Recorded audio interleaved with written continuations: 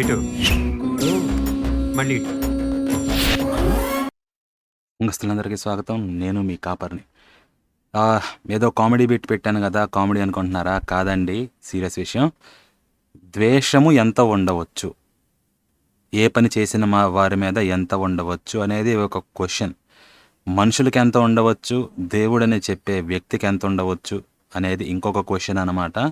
So ఈరోజు మీకు ఒక ఉదాహరణ చూపించబోతున్నాను. మీరు బైబిల్ క్లాస్ కనుక వింటున్నట్లయితే మీకు ఆల్రెడీ తెలిసే ఉంటుంది. మొన్ననే 199వ ఎపిసోడ్ కంప్లీట్ చేసుకున్నాం.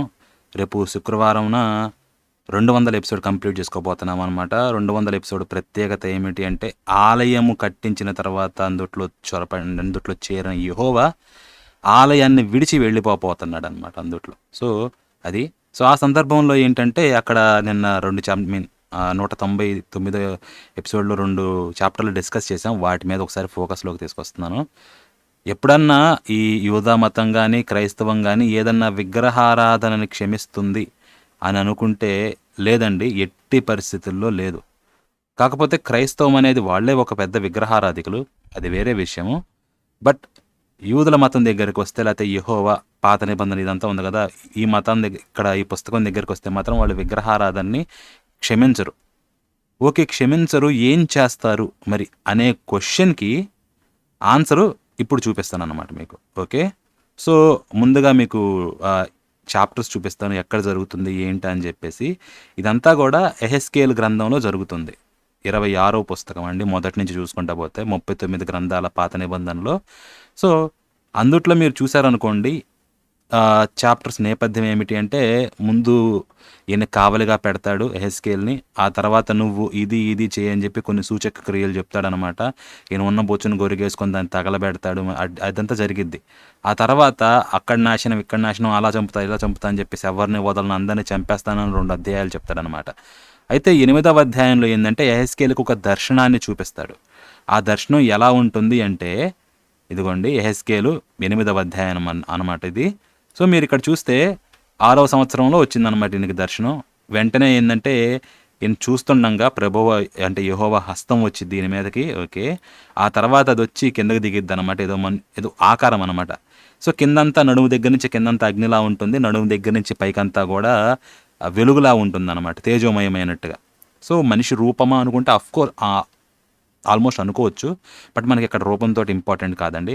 మరియు చెయ్యి వంటిది వచ్చి ఆ చాపి ఏం చేసిందంటే, ఈయన తల వెంట్రుకలు పట్టుకొని, అంటే ఈయన జుట్టును పట్టుకుంది అనమాట. పట్టుకొని ఆపరణ గాల్లోకి తీసుకెళ్ళింది. సో జుట్టును పట్టుకొని ఈడ్చుకెళ్ళింది అనుకోండి, ఎత్తుకెళ్ళింది అనుకోండి, వాట్ ఎవర్ ద కేస్, తీసుకెళ్ళి ఆలయం ఉంటుంది కదా యెరూషలేంలో, అక్కడ ఉత్తరం వైపున ఒక ఆవరణ ఉంటుందన్నమాట. ఆవరణ ద్వారం దగ్గర రోషము పుట్టించు విగ్రహ స్థానంలో నన్ను నించెను అని చెప్పేసి. సో ఇక్కడ రోషము పుట్టించన్నారు కదండి, కానీ ఇక్కడ సో ఇమేజ్ ఆఫ్ జెలసీ అని వాడారు. మీకు పూర్తి కనిపించకపోవచ్చు, బట్ ఇమేజ్ ఆఫ్ జెలసీ అనేది మీకు ఇమేజ్ జెలసీ కనిపిస్తుంది కదా, అది ఈయన్ని దేని చేస్తుందంటే, విచ్ ప్రొవోకెత్ మీ టు జెలసీ అంటున్నాడు అనమాట. సో ఇదేంటంటే, జెలసీ అంటే మనం గుర్తుపెట్టుకుందాం, ఈర్ష్య, అసూయ ఇలాంటివి వస్తాయి. కాకపోతే మన వాళ్ళు ఏమని చెప్తారంటే, ఈ బుక్ నమ్మిన వాళ్ళు, ఇక్కడ జెలస్ అంటే ఈర్ష్య అసూయ కాదు, అదొక రకమైన ఏంటంటే శ్రద్ధ అని చెప్పేసి లెక్కన మాట్లాడతారనమాట. పట్టుదల అనే లెక్కన జీల్ అని ఒకటి ఉంటుందన్నమాట. అందుకని చెప్పేసి ఇక్కడ మీకు చూపించేస్తాను. ఇదిగోండి, మీరు పాత నిబంధనలోకి వెళ్ళిన ఇదే ఎహెస్కేల్ 8లో అనమాట. ఇక్కడ వాడిన పదం ఏమిటి అంటే, చివర్లో ఇమేజ్ ఆఫ్ జెలసీ అనేది 7068 అనమాట వాడింది, కిన్హా అనేది. తర్వాత విచ్ ప్రొవోకెత్ టు జెలసీ అనేది ఇదే ఖానా అనేది. కాకపోతే ఇదేంటంటే, ఒకటి నౌను, ఇంకొకటి అడ్జెక్టివ్ లెక్కన అనమాట, అంటే కర్త పదము లేకపోతే విశేషణం అనమాట. అంత చిన్న తేడా ఉంది. 7065 ఇది. సో దీని మీనింగ్స్ మీరు చూస్తే ఇక్కడ ఇవన్నీ ఉంటాయి అన్నమాట. ఈ పదానికి గాను జలస్, ఎన్వి, జలసీ, ఎన్విఎస్. ఇదిగోండి, ఈ జీలస్ అనే పదం ఒకటి డిఫరెంట్ అనమాట, వెరీ, ఈ జీల్ అనేది. సో జెలస్కి రెండిటికి చిన్న డిఫరెన్స్ ఉంది ఇంగ్లీష్లో. సో మీకు ఇక్కడ చూపిస్తాను. జీల్ అంటే పట్టుదల వస్తుంది. మీరు ఇక్కడ డిక్షనరీలు ఇదిగోండి మీకు చూపిస్తా. జీల్ అంటే ఏమని వస్తుంది అంటే, ఏదన్నా ఒక ఉత్సాహం లేకపోతే ఒక రకమైన దృఢమైన పట్టుదల కానీ ఇవన్నీ కలిగి ఉండడం. మీరు ఒక పని చేసేటప్పుడు జీల్ ఉండాలి అంటారు అన్నమాట, పట్టుదల కానీ ఇదంతా కూడా.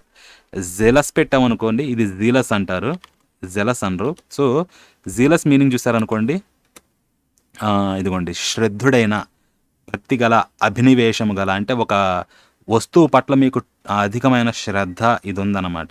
సో ఆ ఉత్సాహం నుంచి వస్తుంది, ఆ పట్టుదల అంతా కూడా. ఇది జీలస్ వస్తుందన్నమాట. కానీ చిన్న పదం ముందు జెడ్ తీసి జే పెట్టారనుకోండి, జలస్ అవుతుంది. జలస్ ఏమవుతుంది? జార శంక గల, అనుమానపడే, సంశయపడే, అసూయపడే, జాగ్రత్త గల. సో ఇవన్నీ వస్తుందన్నమాట. ఇక్కడ మీకు యెహోవా ఎలా చెప్తున్నారు ఇక్కడ మీరు చూస్తే, ఈ ఇమేజ్ ఎలా ఉంది అంటే ఇమేజ్ ఆఫ్ జెలసీ అని చెప్పేసి అన్నారు, విచ్ ప్రొవోకెత్, అంటే రెచ్చగొడుతుంది అనమాట. ఎలాగా? జెలసీ వచ్చేలాగా. మీరు ఈర్ష్య అనుకోండి, అసూయ అనుకోండి, లేకపోతే ఈ రెండింటినీ కలిపి వచ్చిన కోపం అనుకోండి. ఎందుకంటే సో నా స్థానం అనుకుంటున్న దాంట్లో పక్కనోడిచ్చి సెటిల్ అయ్యాడు అనమాట. నాది, ఇది నాది, నాకే సొంతం అనుకున్నది పక్కనోడిచ్చి సెటిల్ అయ్యాడు కాబట్టి అక్కడి నుంచి కూడా కోపం వస్తుంది అనుకోవచ్చు. సో యాక్చువల్గా ఈ చాప్టర్లో 17వ వచనంలో కూడా కోపం గురించి ఉంటుందన్నమాట. ఇదిగోండి, so provoke me to anger అని చెప్పేసి నాకు కోపాన్ని పుట్టించారని. బట్ ఇక్కడ వాడిన పదం వేరేది, జలస్కి వాడలేదు. సో రెండు మారుమారు అనమాట. ఇప్పుడు ఏమైందంటే చూస్తాడు, విగ్రహ స్థానంలో దించాడు. సో ఇప్పుడు చూసినప్పుడు ఏమవుతుంది అంటే ఈయన ఉత్తరం వైపు చూడమంటాడు, ఉత్తరం వైపు చూస్తాడు. చూసినప్పుడు గుమ్మము లోపల రోషము పుట్టించు ఒక విగ్రహం కనబడింది. జలసీ అంటారు. వెల్, ఇక్కడ దాన్ని రోషం చేసేసారు. అనుకుందాం రోషమే అని చెప్పి, అనుకుందాం ఈర్ష్య కాదు రోషమే అని చెప్పేసి. అంతటా ఆయన నాతో ఇలాగ సెలవిచ్చాడు, ఏమని? నరపుత్రుడా, వారు చేయి దాన్ని నువ్వు చూచున్నావు కదా, నా పరిశుద్ధ స్థలమును నేను విడిచిపోవునట్లుగా ఇజ్రాయిలీలు ఇక్కడ చేయు అత్యధికమైన హేయ కృత్యములు చూచితివా అని చెప్పేసి అంటున్నారు. సో చూసావా, ఇక్కడ అంటే ఈ ఆలయంలోంచి నన్ను తరిమేసేటట్లుగా, నేను వెళ్ళిపోయేటట్లుగా వీళ్ళు ఈ విగ్రహాన్ని తీసుకొచ్చి పెట్టారు అని చెప్పేసి. ఓకే, అంటే ఈయన తరిమేయాలని కాదు, వాళ్ళు తెచ్చి పెట్టుకున్నారు. సో దాని రిజల్ట్ ఏంటి? ఈయన వెళ్ళిపోతున్నాడు అనమాట. చూసావు కదా.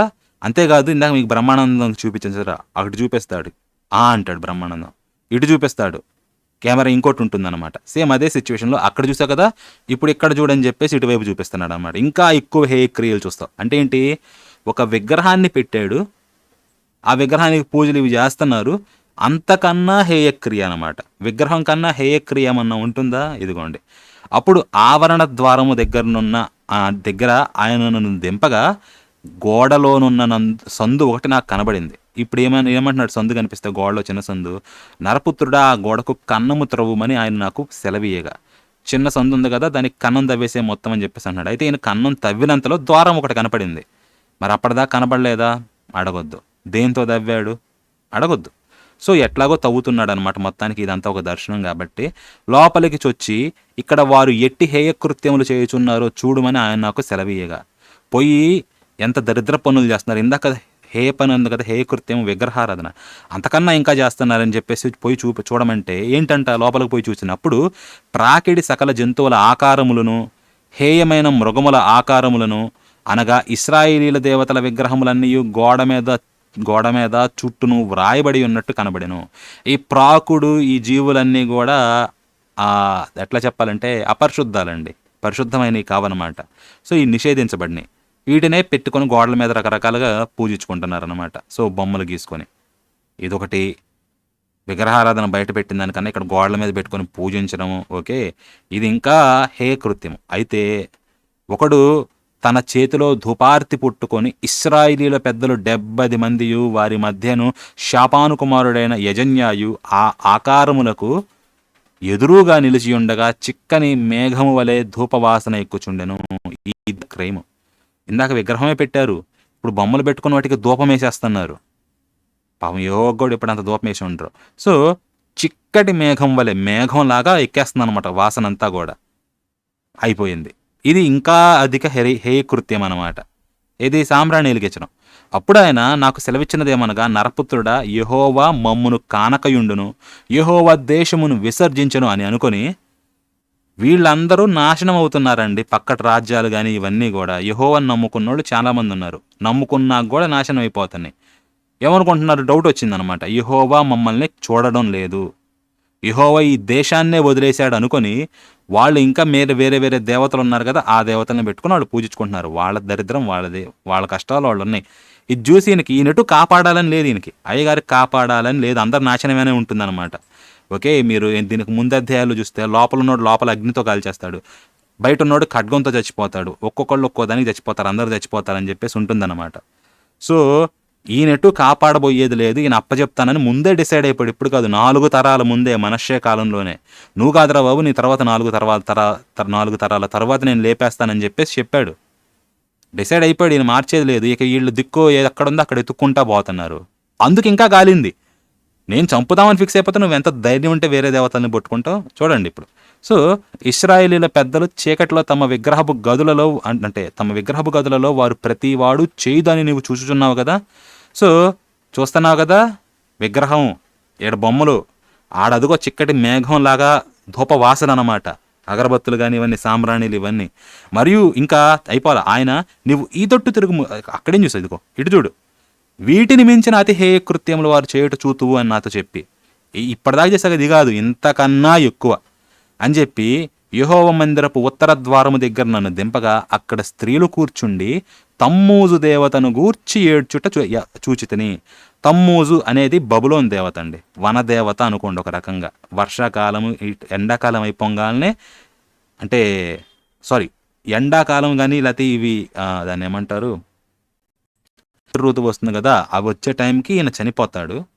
తర్వాత ఎండాకాలం అయిపోయి వర్షాలు పడే టైం కల్లా కూడా ఈయన తిరిగి బ్రతికించాలన్నమాట. ఇష్టారని ఒక దేవత ఉంటుంది, ఆవిడ అండర్ వరల్డ్లోకి వెళ్ళి ఈయన తిరిగి బయటికి తీసుకొస్తుంది. ఆ ప్రక్రియలో స్త్రీలు ఎవరైతే ఉంటారో వాళ్ళు ఏడుస్తారనమాట, బాధల్లో కానీ ఎట్లా. ఆ ఏడుపులు కానీ ఇవన్నీ మళ్ళీ ఈయన తిరిగి లేచి వర్షాలు ఇవన్నీ కలుగు చేస్తాడు, తిరిగి మళ్ళీ అంతా పచ్చగా అవుతుందని చెప్పేసి వాళ్ళ అభిప్రాయం. అందుకని చెప్పేసి ఇక్కడ తమ్మూజు దేవతను గూర్చి ఏడ్చుట అనేది వాళ్ళ ఆచారం, ముందు నుంచే వస్తుందన్నమాట.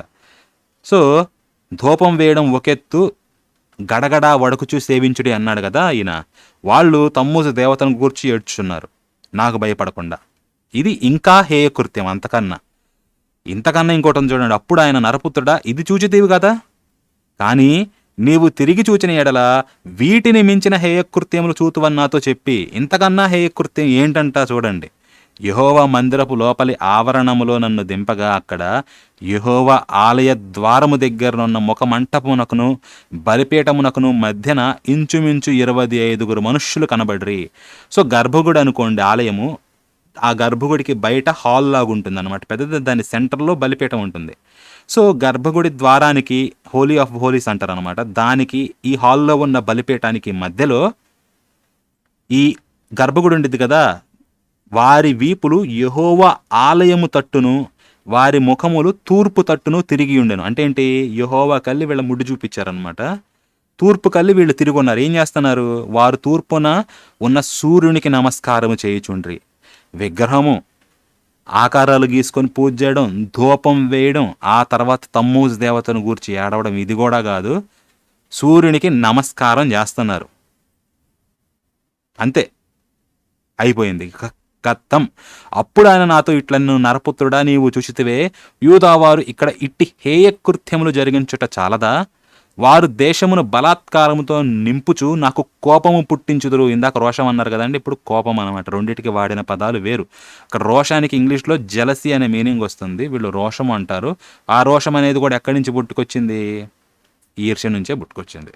సో తీగ ముక్కునకు పెట్టుచు మరి ఎక్కువగా నాకు కోపం పుట్టించున్నారు. ఇంగ్లీష్లో ఏంటంటే బ్రాంచ్ టు దేర్ నోస్ అని ఉంది, అంటే వాళ్ళ ముక్కులకి వాళ్ళు కొమ్మలు పెట్టుకున్నారని. అట్లా కాదు, బహుశా ఈయన ముక్కులో పెట్టి గెలుకొండొచ్చు అనమాట. ట్రాన్స్లేషన్ ఎర్రర్ ఏదో ఏంటిదని చెప్పి స్కాలర్స్ ఒపీనియన్.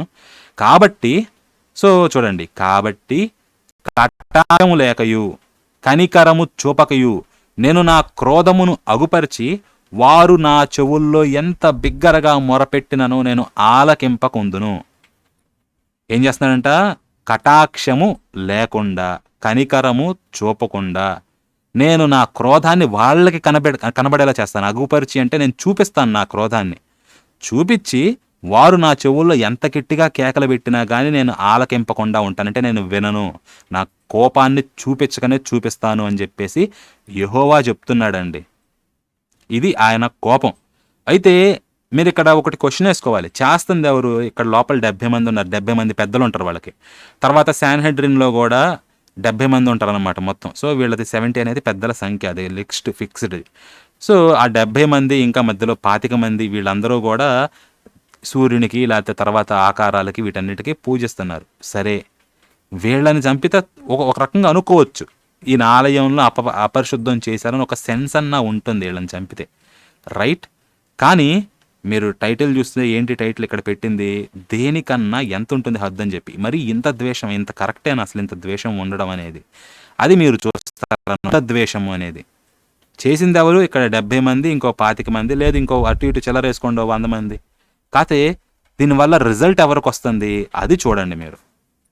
ఇదిగోండి, ఇది 9వ అధ్యాయం అనమాట, తర్వాతదే. మరియు నేను చెవులారా వినున్నట్లు ఆయన గట్టిగా ఈ మాటలు ప్రకటించాడు. ఏమని? ఒక్కొక్కడు తాను హతము చేయు ఆయుధమును చేత పట్టుకొని పట్టణపు కావలి వారందరూ ఇక్కడికి రండి అన్నాడు. సో ఎవరెవరైతే టౌన్ని ప్రొటెక్ట్ చేస్తున్నారో వాళ్ళందరినీ పిలిచాడు అనమాట. ఒక్కొక్కడు మీ ఆయుధాన్ని పట్టుకొని రండి అని. ఆయుధం అంటే ఇక్కడ బలికి వాడే ఆయుధం అండి. ఓకే, రండి అని చెప్పినప్పుడు అంతలో ఒక్కొక్కడు తాను హతము చేయు ఆయుధమును చేత పట్టుకొని ఉత్తర దిక్కునున్న పైగవిని మార్గముగా 6 మనుష్యులు వచ్చుచుండ్రి. ఇది సింబాలిక్గా కూడా అనుకోవచ్చు. ఉత్తరాన ఉండేది బబులోని, వీళ్ళకి బబులోన్ కానీ వీళ్ళందరూ రైడర్స్ అందరూ ఉత్తరం నుంచి వచ్చారు. అందుకని ఇక్కడ వీళ్ళు కూడా ఉత్తరం నుంచి వస్తున్నారని చెప్పారనమాట. వారి మధ్య ఈ 6 ఒకడు అవిసెనార బట్ట ధరించుకొని నడుమునకు లేఖకుని శిరాబుడ్డి కట్టుకొని, అంటే రైటర్ సింక్ అనమాట. సో కట్టుకొని, ఏ కలరో తెలియదు ఇక్కడ, జస్ట్ ఇంక్ అంతే, కట్టుకొని ఉన్నాడు. వారు ఆలయమున ప్రవేశించి ఇత్తడి బలిపీఠమున వద్ద నిలిచిరి. లోపలికి వచ్చారు, బలిపీఠం దగ్గర ఉన్నారు. ఇశ్రాయేలీల దేవుని మహిమ తానున్న కెరూబు పై నుండి దిగి మందిరపు గడప దగ్గరకు వచ్చి నిలిచి అవిసెనార బట్ట ధరించుకుని లేఖకుని శిరాబుడ్డి నడుమునకు కట్టుకుని వాణిని పిలువగా, ఆ నడుముకి ఇంకు బాటిల్ ఉంది కదా, వాడిని పిలిచాడు, నువ్వు ఇటు రా అని చెప్పేసి, నీతో పని ఉందని. ఎవరు? యెహోవా మహిమ. యెహోవా యెరూషలేము ఆ పట్టణములో ప్రవేశించి చెప్తున్నాడు అనమాట. యెహోవా ఏమని? యెరూషలేము అను ఆ పట్టణములో ప్రవేశించి చుట్టూ తిరిగి దానిలో జరిగిన హేయకృత్యములను గూర్చి మూల్గులుడుచు ప్రలాపించుచున్న వారి లలాటముల, అంటే ఈ ఎవరైతే ఈ హేయకృత్యాలు అంటే విగ్రహారాధన, సూర్య నమస్కారాలు, ధూపం వేయడం ఇవన్నీ ఉన్నాయి కదా, వాటిని గూర్చి మూల్గులుడుచు అంటే ఏడుస్తూ, ప్రలాపించుచున్నవారు అంటే ఇంకా బాగా గట్టిగా ఏడుస్తున్నారు, అయ్యో నా యెహోవా ఆలయమా అని చెప్పేసి. అలాంటి వాళ్ళు ఉన్నారు కదా, వాళ్ళ నుదుటి మీద ఈ గుర్తులు వెయ్యి అని చెప్పి పంపించాడు. ఓకే, వాళ్ళు వేసుకుంటా పోయారు. నేను వినుచుండగా వారికి ఈలాగు సెలవిచ్చాడు. ఏమని? మళ్ళీ మీరు పట్టణములో, మిగతా వాళ్ళు ఉన్నారు కదా, ఓకే, వీరికి ఆజ్ఞాపించాడు, పోయి నువ్వేం చెప్పేసి. ఇంకా మీరు పట్టణములో వాని వెంట పోయి నా పరిశుద్ధ స్థలము దగ్గర మొదలుపెట్టి కటాక్షమైనను కనికరమైనను లేకుండా అందరినీ హతము చేయడి. ఓకే, ముందు నువ్వు పోయి వాళ్ళ మీద గుర్తుపెట్టారు, ఎవడెవడైతే ఉన్నాడో ఏడుస్తున్నాడో వాళ్ళందరి మీద గుర్తుపెట్టు అని చెప్పేసి అన్నాడు. వీళ్ళని అందరినీ హతం చేయమంటున్నాడు. కాకపోతే అందరూ నశించినట్లు ఎవ్వరిని విడిచిపెట్టకుండా పెద్దవారిని, చిన్నవారిని, కన్యకలను, పిల్లలను, స్త్రీలను చంపవలను గాని ఆ గుర్తు ఎవరికుండునో వారిని ముట్టకూడదు. వారు మందిరము ముందరున్న పెద్దల, అంటే సో ముట్టకూడదు అన్నాడు. వారు ఏం చేస్తున్నారు? మందిరమున్న, అంటే ఈ మందిరము ముందలు ఉన్నారు కదా, ఈ పెద్దలను హతము చేయ మొదలు పెట్టగా. సో ముందు ఇక్కడ ఎవరైతే ఉన్నారో ఈ పెద్దలు 70 మంది, వాళ్ళని లేపేయడం మొదలు పెట్టారు. అక్కడ స్టార్ట్ అయింది. అయితే మీరు గమనించండి, విడిచిపెట్టక పెద్దవారిని, చిన్నవారిని, అంటే చిన్నపిల్లల్ని, కన్యకలను, ఇంకా పిల్లలను, okay, so old young both maids and little children and women అని చెప్పేసి అందరిని లేపేమంటున్నారు. మీరు చెప్పండి, విగ్రహారాధన కానీ పలానా జరుగుతుంటే వాటి గురించి పిల్లలు అసలు ఏడుస్తారా? వాళ్ళకి అసలు ఏ దేవుడిని పూజిస్తున్నారు, ఏ దేవుడి, లేకపోతే ఈ దేవత కరెక్టా కాదని వాళ్ళకి ఏమాత్రమన్నా స్పృహ ఉంటుందా? వాళ్ళకి అదొక జస్ట్ సెలబ్రేటరీ ఈవెంట్ అంతే. పూజ అన్నా కూడా వాళ్ళ ఆటపాటల్లో మునిగుంటారు. వాళ్ళకి పూజలు అంటే ఏంటి, దేవుడు అంటే ఏంటి అనే ఐడియా అంటే మెచ్యూరిటీ వస్తే కానీ అర్థం కాదు, మెంటల్ మెచ్యూరిటీ. అలాంటిది ఇక్కడ ఏమంటున్నాడు? సంబంధం మరి వీళ్ళ నెత్తి మీద గుర్తుండదు కదా, వీళ్ళేం ఏడవరు కదా, వీళ్ళేం మూలుగులేటరు కదా, మరేంటి? పిల్లల్ని ఆఖరికి పసి పిల్లలు వేయడమేనమాట. పసి పిల్లల్ని కూడా ఇక్కడ వాళ్ళు ఇటు మూలుగులు ఎడరు కాబట్టి. ఓకే, మరి ఒకవేళ వాళ్ళు ఏడ్చిన విగ్రహారాధన గురించి ఏడ్చరు, వాళ్ళు ఆకలి గురించి లేకపోతే ఇంకా దేని గురించి అన్నా ఏడుస్తారనమాట. అయితే విషయం ఏంటంటే ఆయన ఏమంటున్నాడు? మళ్ళీ చాలదన్నట్టు, ఎందుకు వీళ్ళు నా ఆలయాన్ని అపవిత్రపరిచారు కాబట్టి ఏడుపంత. మరి ఆయన ఏమని చెప్తున్నాడు? మందిరమును అపవిత్రపరచుడి, ఆవరణములను హతమైన వారితో నింపుడి, మొదలు పెట్టుడి అని సెలవిచ్చును. వాళ్ళు దరిద్రం చేశారనుకుంటే ఈయన వాళ్ళ ఎముకలతోటి చేస్తున్నాడు అనమాట దరిద్రం. ఇంకా శవాలు అనేవి అపవిత్రం అండి, యెహోవానే చెప్తాడు శవాలను ముట్టుకోకూడదని చెప్పేసి. సో వీళ్ళు అపవిత్రతనే ఈ ఆలయం మొత్తం నింపుతున్నాడు. అంటే ఏంటి, ఈయన ఎంత కసి ఉందంటే ఇక మర్చిపోయాడు, ఫ్యాకల్టీ మొత్తం నింపేస్తున్నాడు ఈయన ఆలయాన్నే. మొదలుపెట్టండి, అపవిత్రపరచండి, ఆవరణాలను వాళ్ళ శవాలతో నింపండి అని చెప్పి పంపిస్తున్నాడు. సో అని సెలవిచ్చాడు కాబట్టి వారు బయలుదేరి పట్టణంలో వారిని హతము చేయసాగిరి. పట్టణంలో వాళ్ళని లేపేయడం మొదలుపెట్టారు. ఎంతవరకు ఇక్కడ క్లియర్గా అనమాట. యెహోవా ఏమంటాడు, యెహెజ్కేలు ఏమంటున్నాడు, నేను తప్ప మరి ఎవరునూ శేషింపకుండా వారు హతము చేయుట నేను చూచి సాష్టాంగపడి వేడుకొని, అయ్యో ప్రభువా యెహోవా, యెరూషలేము మీద నీ క్రోధమును కుమ్మరించి ఇశ్రాయేలీయులలో శేషించిన వారిని అందరినీ నశింపజేయుదువా అని మొరపెట్టగా. సో యెహెజ్కేలు చూశాడు దర్శనంలో. యెహెజ్కేలు తప్పించి యెహెజ్కేలు మీద గుర్తేసినట్టు చెప్పలా. మరి గుర్తేయకుండా ఎట్లా బతికాడని నన్ను అడగొద్దండి. గుర్తు వేసిన వాళ్ళు సిటీల్లో ఎవరైతే ఉన్నారో వాళ్ళు ఎట్లా చచ్చారని నన్ను అడగొద్దు. గుర్తు వేసిన వాళ్ళని వదిలేయండి అన్నాడు యెహోవా. కానీ జరిగిందేంటి, గుర్తు వేసినట్టు యెహెజ్కేలుకి చెప్పలేదు. కానీ సో యెహెజ్కేలు తప్పించి ఎవ్వడు మిగలకుండా అందరూ చచ్చారు. వచనం చూపిస్తా, 19వ వచనం చదవండి. ఇక్కడ 19 దగ్గరికి వెళ్తే ఏమని ఉంటుంది, దేవుడు అబద్ధమాడు, ఆయన మానవుడు కాడు, పశ్చాత్తాపపడుటకు ఆయన నరపుత్రుడు కాడు, ఆయన చెప్పి చేయకుండునా, ఆయన మాట ఇచ్చి స్థాపింపకుండునా అని చెప్పేసి అడిగాడు. మరి ఇక్కడేం జరుగుతుంది మనకి, యెహెజ్కేలు తప్ప ఎవ్వడూ మిగలకుండా అందరినీ హతం చేసేసారు అనమాట. ఓకే అని ఈయన మొర్ర పెట్టగా అందరినీ లేపేస్తావు అని అప్పుడు ఏమంటున్నాడు తెలుసా యెహోవా, లేదు గుర్తేపించాను, వాళ్ళందరూ మిగులుతారు అని అంటాడా? చూడండి ఏమంటున్నాడు, ఆయన నాకు ఇలాగ సెలవిచ్చాను, అంటే యెహెజ్కేలుకి సెలవిచ్చాడు ఏమని, ఇశ్రాయేలు వారి యొక్కయు యోధా వారి యొక్కయు దోషము బహు ఘోరముగానున్నది. వారు యెహోవా దేశమును విసర్జించినయు ఆయన మమ్మును కానడనియు అనుకొని దేశము హత్యతోనూ పట్టణములను, అంటే దేశము హత్యతోనూ పట్టణములు తిరుగుబాటుతోనూ నింపి ఉన్నారు అని చెప్పేసి. యెహోవా మమ్మల్ని చూడటం లేదు, ఈ దేశాన్ని వదిలేశాడని వాళ్ళు అనుకుంటా దేశాన్ని హత్యతోనూ పట్టణాన్ని తిరుగుబాటుతోనూ నింపి ఉన్నారు. ఈయన చేసినంత హత్య కాదుగా, వాళ్ళు ఎంత నింపారో ఏమో. ఈయన వచ్చి ఏం చేస్తున్నాడు, అందరినీ లేపేపిస్తున్నాడు. ఓకే, కాబట్టి కటాక్షముంచను, కనికరము చూపకయు, వారి ప్రవర్తన ఫలమును వారు అనుభవింపజేసేదను. అర్థమవుతుంది కదా. అది ఇదంతా జరిగినా అప్పుడు వచ్చి అవిసనార బట్ట ధరించుకొని లేకపోతే సిరాబుడ్డి నడుమునకు కట్టుకుని వాడు వచ్చి, నీవు ఆజ్ఞాపించినట్లు నాకేమైతే ఆజ్ఞాపించావో అని చెప్పాడు. గుర్తులేశాడో ఏమో తెలీదు, కానీ లేచిపోవడం మాత్రం అందరూ లేచిపోయారు. సో ఆయన మిగులుస్తానని మారగలకుండా అందరినీ లేపేశాడు. ఏంటి వీళ్ళు ఇంతకింత చేసిన తప్పు అంటే, ముందు చాప్టర్లో మీరు చూసినట్టుగా ఓ విగ్రహాన్ని పెట్టడం, చేయడం, తమ్మూజు గురించి ఏడవడము, లేకపోతే సుహారాలు చేయడం. ఓకే, ఇదిగోండి తూర్పునున్న సూర్యునికి నమస్కారం పెట్టారు, దండం పెట్టారు. అది ఏంటి దాని రిజల్ట్, వధ. కటాక్షము కనికరము ఏమీ లేకుండా వధ. అర్థమవుతుంది కదా. ఇది యెహోవా, ఇతడు కరుణామయుడు. సో ఇది సరిపోతుందండి క్లియర్గా. ఆయన ఇచ్చాడు అవతల వైపు మాట, మాటను కూడా లెఫ్ట్ లెగ్ తోటి అయ్యగారే తన్నేశారు. అంతదాకా ఎందుకండి మీరు ఇక్కడ వస్తున్నారు. నిర్గమ మొదలైంది ఎట్లా మొదలవుతుంది, పాలు తేనెలు ప్రవహించు దేశమునకు మిమ్మల్ని తీసుకెళ్లేదను అని చెప్పేసి అంటాడు.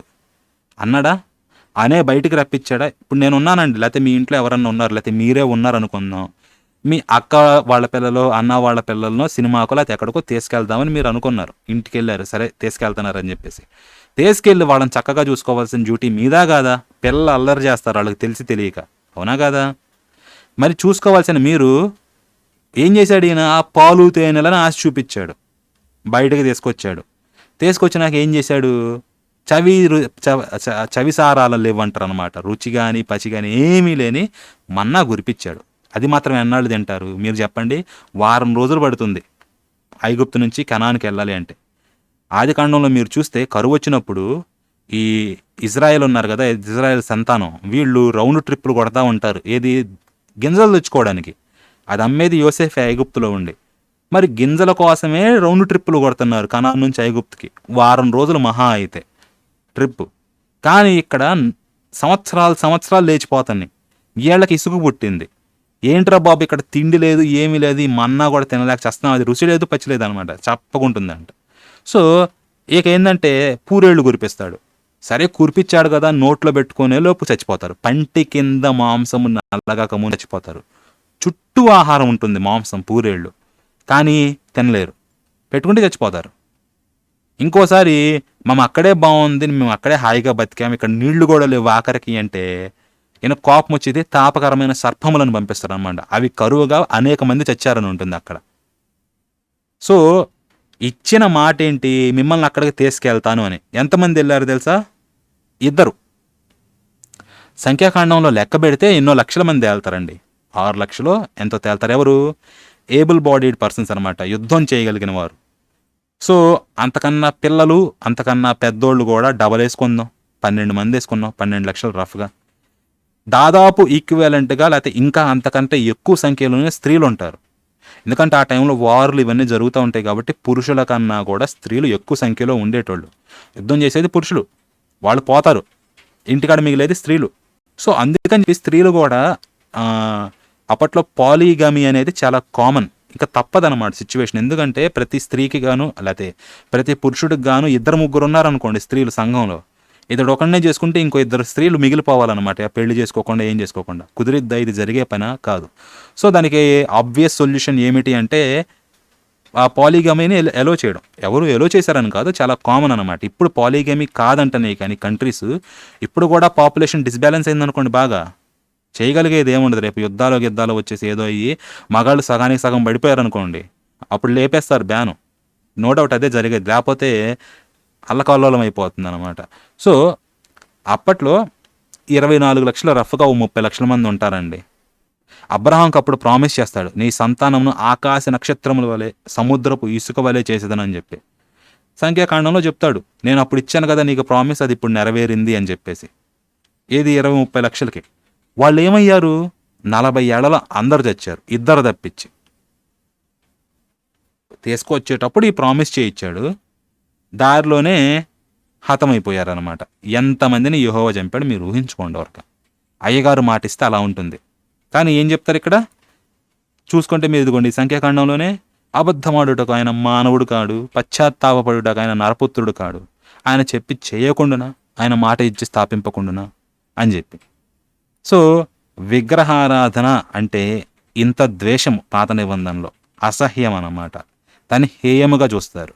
ఓకే, అలాంటిది ఇక్కడ ఏమనంటారు మీరు ఇక్కడ చూస్తే, ఇంకోటి ఇందుట్లో కాకుండా యెషయాలోనే 57వ దాంట్లో ఏమని ఉంటుంది అంటే, మీరు ఇక్కడ చూడండి, వరకు ఆయన పిలుస్తున్నాడు అనమాట జనాల్ని. నీతిమంతులు ఎవ్వరును దానిని మనస్సున పెట్టరు, భక్తులైన వారు తీసుకొని పోబడుచున్నారు, ఇవ్వకుండా నీతిమంతులు కొనిపోబడుచున్నారని ఎవరికి తోచును అంటే ఎవరికి తోచట్లేదని చెప్పేసి అంటున్నాడు. వారు విశ్రాంతిలో ప్రవేశించుచున్నారు, తమకు సూటిగానున్న మార్గమును నడుచువారు తమ పడకల మీద పరుండి విశ్రమించుచున్నారు. అయితే ఏమంటున్నాడు ఈయన, మంత్రప్రయోగపు కొడుకులారా, వ్యభిచార సంతానమా, వేశ్య సంతానమా, మీరు అక్కడకు రండి. మీరు ఎవరిని ఎగతాళి చేయుచున్నారు, ఎవరిని చూచి నోరు తెరిచి నాలుక చాచుచున్నారు, మీరు తిరుగుబాటు చేయువారును అబద్ధికులను కారా అని చెప్పేసి పిలుస్తున్నారు. విగ్రహారాధన ఇవన్నీ చేస్తున్నారు, మీరు వ్యభిచార సంతానమా, మీరు వేశ్య సంతానం అని మిమ్మల్ని అక్కడికి పిలుస్తున్నాడు. వెళ్ళేటోళ్ళు వెళ్తున్నారండి. సో ఇది సంబోధించేది కుక్కలు, వ్యభిచారస్తులు, వేష సంతానము, దొంగలు, ఈ అన్నమాట వాడే పదాలు. సో ఏడన్నా కానీ టాలరెన్స్ ఉందా అంటే లేదు. రెస్పెక్ట్ సంగతి ఇంకా పక్కన పెట్టేయండి. రెస్పెక్ట్ ఉంటే టాలరెన్స్ తోటి పని లేదు. రెస్పెక్ట్ సంగతి పక్కన పెట్టేయండి, టాలరెన్స్ కూడా లేదు ఇక్కడ. ఓకే, సో ఇదండి జస్ట్ వరకు ఎగ్జాంపుల్. ఈ బైబిల్ది కార్డ్లో ఉంటుంది, కార్డ్లో పెడతాను 199th ఎపిసోడ్ చూడండి. సో తర్వాత రేపు ఫ్రైడేనా మనకి 200 కూడా అవ్వబోతుంది అనమాట. ఎవరు కూడా మిస్ కాకుండా అప్పుడు వచ్చేసేయండి. రేపు 24వ తారీఖున అందరం కూడా సెలబ్రేట్ చేసుకుందాం యెహోవా ఆలయాన్ని విడిచి వెళ్ళిపోవడం. సో అది చెప్పడానికేనండి వీడియో పెట్టింది. సో వీడియో కనుక నచ్చితే లైక్ చేయండి, షేర్ చేయండి, ఛానల్ని ఇంకా సబ్స్క్రైబ్ చేయకపోతే సబ్స్క్రైబ్ చేయండి. మళ్ళీ ఇట్లాంటిది ఆసక్తికరమైన అంశం మళ్ళీ ఇంకో దాంట్లో కలుసుకుందాం. అప్పటి వరకు ఉంటాను. మరలా తదుపరి మీ కాపరి. స్వస్తి.